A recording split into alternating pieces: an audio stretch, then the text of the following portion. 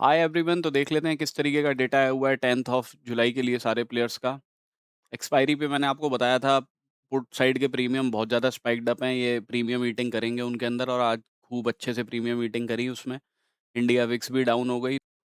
अभी अगर हम रिटेलर्स का डेटा देख लेते हैं यहाँ पे सबसे पहले, तो हमें क्या दिखाई दे रहा है कि इन लोगों ने 4,57,000 कॉन्ट्रैक्ट्स पुट शॉर्ट के बनाए हैं। पुट बाइंग करी है 4,41,000 कॉन्ट्रैक्ट्स की, तो ओवरऑल पुट शॉर्ट के अंदर हैं।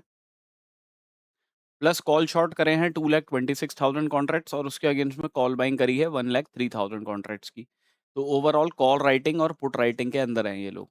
तो ये एक्सपेक्ट कर रहे हैं मार्केट एक साइडवेज रेंज के अंदर रह सकता है, बल्कि आप कह सकते हो sideways to bearish, because long side की पोजीशन इन्होंने क्लोज करी है आज फ्यूचर्स में, और शॉर्ट साइड में 544 कॉन्ट्रैक्ट शॉर्ट साइड के ऐड किए हैं।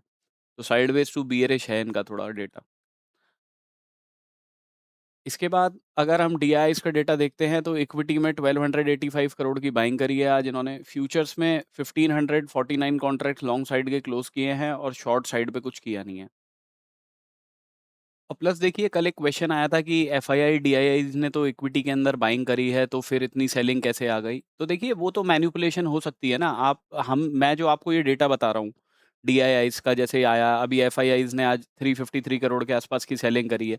अब ये डेटा जो आया है, इस डेटा में तो सारे इंडेक्स है ना, स्मॉल कैप भी है, मिड कैप भी है, ठीक है, और लार्ज कैप भी है। अब लार्ज कैप की निफ्टी 50 अगर आप देख के चलो, तो उसके अंदर लार्ज कैप के अंदर अगर ये लोग सेलिंग कर देंगे और स्मॉल कैप के शेयर्स ये लोग नेट बेसिस पे ज़्यादा बाय कर लेंगे, तो आपका निफ्टी 50 तो गिरेगा ही ना। आप तो निफ्टी 50 के अंदर ट्रेडिंग कर रहे हैं, और उसमें लार्ज कैप के जो शेयर हैं, उसमें अगर हैवी वेट्स में ज़्यादा सेलिंग कर देंगे, और बाकी नीचे जो जिनकी कम, आप मान लीजिए निफ्टी 250 वाले हैं, Nifty small cap mid cap वाले जो भी हैं, उनके अंदर अगर ये लोग बाइंग कर लेंगे, तो आपका निफ्टी तो नीचे गिरता हुआ ही दिखेगा ना आपको, क्योंकि उसके अंदर निफ्टी का इंडेक्स जो है निफ्टी 50 का, उसके अंदर सेलिंग हो रही है।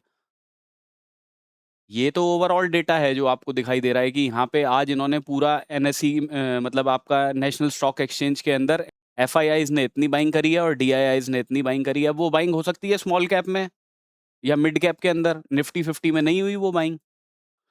मेन देखिए, इंट्राडे ट्रेडिंग अगर आप कर रहे हैं, तो उसके अंदर लेवल्स का ध्यान करा कीजिए, बिकॉज डेरिवेटिव ड्रिवन है हमारा मार्केट काफ़ी ज़्यादा। तो कॉल राइटर्स पुट राइटर्स की पोजीशंस जहाँ पे होती है ना, वहाँ से मूवमेंट आने के चांसेस ज़्यादा रहते हैं।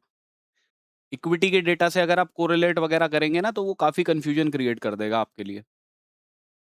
एफआईआईज ने आज इक्विटी में 353 करोड़ की सेलिंग करी है।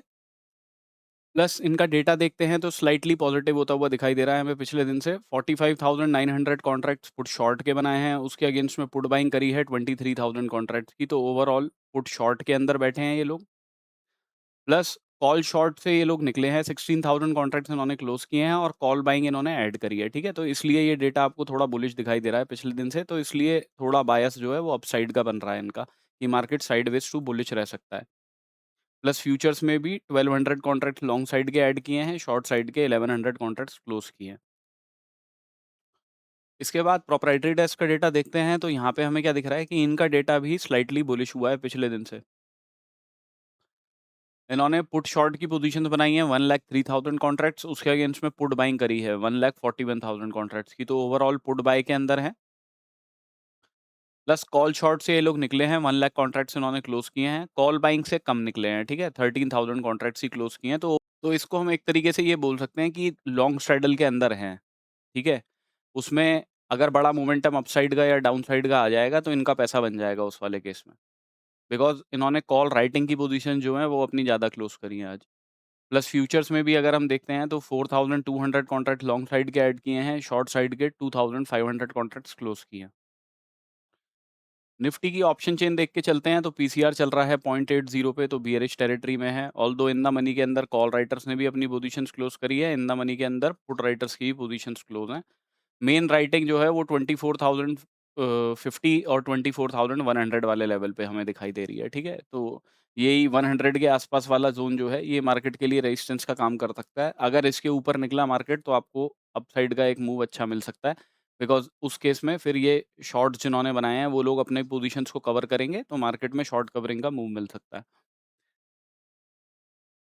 मेन सपोर्ट करंटली 23,800 पे बना हुआ है, यहाँ पे मैक्सिमम हमें कॉल राइटिंग दिखाई दे रही है। तो अगर मार्केट इस लेवल को ब्रेक करेगा, तभी फर्दर शॉर्टिंग के लिए देखेंगे, अदरवाइज़ मार्केट अगर थोड़ा बहुत नीचे की तरफ आता है, तो इस लेवल पे सपोर्ट ले सकता है। अभी देखिए अगर हम चार्ट्स पे देख लेते हैं, तो सबसे पहले निफ्टी डिस्कस कर लेते हैं। निफ्टी के अंदर मैंने आपको बोला था इस लेवल के ऊपर क्लोजिंग मिलेगी तभी बाइंग के लिए देखना है। मार्केट गैप अप करके खुला, इसी लेवल के ऊपर क्लोजिंग करी, टारगेट मैंने आपको ये वाले बताए थे पहले, है ना? जहाँ पे मैक्सिमम क्वांटिटी बुक करनी है आपको। 24,066 का लेवल था, मार्केट उसी लेवल के ऊपर विक बना के आया और फिर कंसोलिडेट करके नीचे की तरफ रह गया। वहाँ से तो पूरे दिन मार्केट ने उसके बाद में सिर्फ प्रीमियम डिके किया है और कुछ नहीं। मैंने कल आपको बताया ही था, पुट के प्रीमियम बहुत ज़्यादा स्पाइक्ड अप हैं, खुलते ही मार्केट के अंदर बहुत नेगेटिव होंगे वो, और वो इस कैंडल के अंदर तो सारे प्रीमियम इन्होंने खत्म ही कर दिए होंगे, जिन लोगों ने भी पुट बाय करके रखा हुआ होगा। तो अभी देखिए अगर हम कल के लिए देख लेते हैं ना, तो हमें यहाँ पे एक सिचुएशन इस तरीके की दिखाई दे रही है कि ये हो सकता है एक डबल बॉटम हो, ठीक है? तो अब ऐसी सिचुएशन देखते हुए हमें शॉर्टिंग के लिए तो रिस्क, अगर कोई रिस्की ट्रेडर है तो ही बैठे कि भाई मार्केट अपने इस वाले लो को तोड़ता है, तो इनको टारगेट करेगा वो इस वाले एरिया को 23,800 पे, जहाँ पे हमें दिख रहा है कि मैक्सिमम पुट राइटर्स वगैरह भी बैठे हुए हैं। अभी हमने ऑप्शन चेन में देखा कि मार्केट अगर इस लेवल को तोड़ता है तो इधर की तरफ आए, तो वो तो रिस्की ट्रेडर्स की अपॉर्चुनिटी है। अदरवाइज़ देखिए अगर यहाँ से कोई ग्रीन कैंडल बन जाती है इस तरीके की, तो प्रोबेबिलिटी ज़्यादा रहेगी कि एक तो आपको यहाँ पे मॉर्निंग स्टार का सा पैटर्न दिखाई दे जाएगा थोड़ा। प्लस कि मार्केट यहाँ से अगर ऊपर निकलेगा तो फिर इन टारगेट्स के लिए जाएगा, व्हिच इज़ 24,185 के रहेंगे हमारे टारगेट्स उस केस में, अगर यहाँ पे कोई ग्रीन कैंडल बनती है। अब मार्केट हो सकता है इस लेवल के नीचे चला जाए, क्लोजिंग ना दे, विक बना के ऊपर की तरफ आ जाए, राइट? तो मतलब इसमें बेस्ट सिनेरियो ये है कि आप इस लेवल के नीचे, अब 800 के नीचे ही शॉर्टिंग के लिए देखें, और उस केस में अगर शॉर्टिंग के लिए हम देख भी रहे हैं और 800 के नीचे मार्केट निकलता है ना, फिर ये 23,733 के लेवल को छोड़ के 23,645 का लेवल जो है इसको टारगेट करेंगे, यही अपना टारगेट रहेगा। तो शॉर्टिंग जो देखनी है वो देखनी है 23,800 के नीचे, अदरवाइज़ मार्केट यहाँ पे कहीं पे ग्रीन कैंडल बनाता है या नीचे की तरफ आता है और कोई विक बना के कोई पॉजिटिव सी कैंडल आपको इस वाले ज़ोन के आस-पास पे कहीं पे दिखा देता है, तो वहाँ से हम बाइंग के लिए ही ट्राई करेंगे। और अगर नीचे से मार्केट ऊपर की तरफ आता है इस वाली जगह से, तो टारगेट्स पहले रखेंगे इधर 24,050 के आस-पास के। अगर मार्केट यहीं से कोई ग्रीन कैंडल बनाता है, अब हो सकता है उसमें रिट्रेस करके थोड़ा बहुत आ जाए नीचे की तरफ, बट हम अगर इधर से बाइंग के लिए देखेंगे तो उस केस में टारगेट अपने 24,185 के रखेंगे। मैक्सिमम क्वांटिटी यहीं बुक करेंगे। दूसरे टारगेट आपके 24,275 तक के ही रहेंगे। फर्दर इस लेवल के ऊपर निकलता है मार्केट, तो आप यहाँ पे देख रहे हो कि इस तरीके से मार्केट ने ऐसे करके नीचे की तरफ आया है, राइट? तो ये इधर की साइड के लेवल्स जो है ना, ये मेन रेजिस्टेंस का काम करेंगे आपके लिए, 24,354, 360 के आसपास वाला ज़ोन। तो सिंपल है, बियरिशनेस देखनी है 23,800 के नीचे, बाकी यहाँ से थोड़े बहुत चांसेस अपसाइड के बन सकते हैं। अब देखिए होने को हो सकता है मार्केट यहाँ से डायरेक्टली नीचे की तरफ आ जाए ऐसे करता हुआ, तो उस केस में तो ऑब्वियसली आपका एसएल जाएगा जो इस वाले पॉइंट का रहेगा। बट अगर मार्केट इसको ब्रेक करके नीचे की तरफ 15 मिनट की क्लोजिंग देता है, अगर कुछ इस तरीके से आता है कि यहीं से मार्केट रिजेक्शन लेके इधर की तरफ आ जाता है, तो इस लेवल के रीटेस्ट के बाद में हम टारगेट्स अपने 23,645 को करेंगे। अदरवाइज़ फ्लैट खुल रहा है, ऊपर की साइड में खुल रहा है, तो अपसाइड के ही देखने के चांसेस ज़्यादा हैं। टारगेट पहले मैक्सिमम क्वांटिटी यहीं बुक करेंगे 24,185 पे। दूसरा लेवल फिर आपका ये वाले गैप का या 24,351 का रह सकता है। सेंसेक्स डिस्कस कर लेते हैं, तो वही सेम चीज़ है, इस लेवल के ऊपर बताया था आपको क्लोजिंग का, बिकॉज़ दोनों के चार्ट ऑलमोस्ट सेम ही बनते हैं।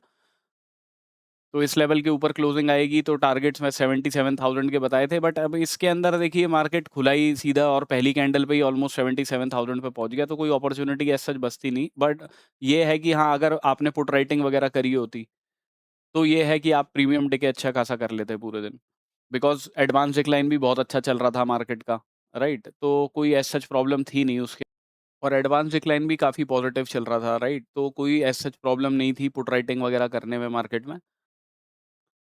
बट अब इसके अंदर देखिए तो सिमिलर वही सिनेरियो है जैसा निफ्टी के अंदर हमें दिखाई दे रहा है, राइट? कुछ इस तरीके का डब्ल्यू पैटर्न बन सकता है मार्केट में।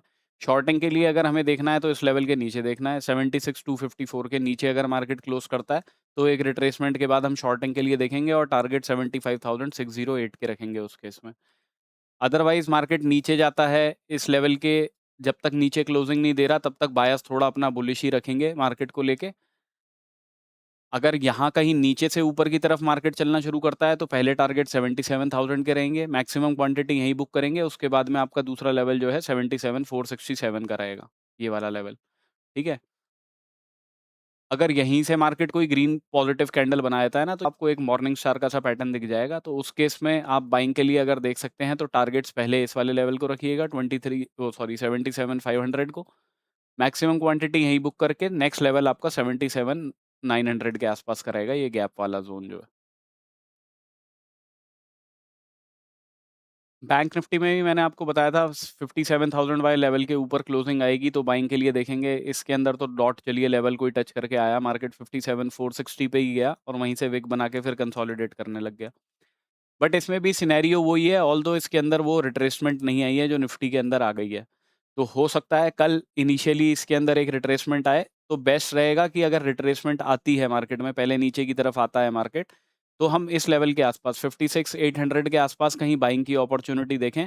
पहले टारगेट 57,460 के रखेंगे, इसके बाद का जो लेवल निकल के आता है, वो निकल के आता है आपका इधर, व्हिच इज़ 57,714 का। ठीक है, मार्केट इधर से ही खुल के कोई पॉजिटिव कैंडल बना देता है और इस लेवल के ऊपर क्लोज़ कर देता है, तो फिर पहले टारगेट्स तो यही हैं, लेकिन इसके बाद में मार्केट फर्दर ऊपर की तरफ जाएगा तो रेजिस्टेंस लेवल आपका ये निकल के आता है 58,217 का। शॉर्टिंग आइडियली देखिए बनती है इस लेवल के नीचे ही, ठीक है?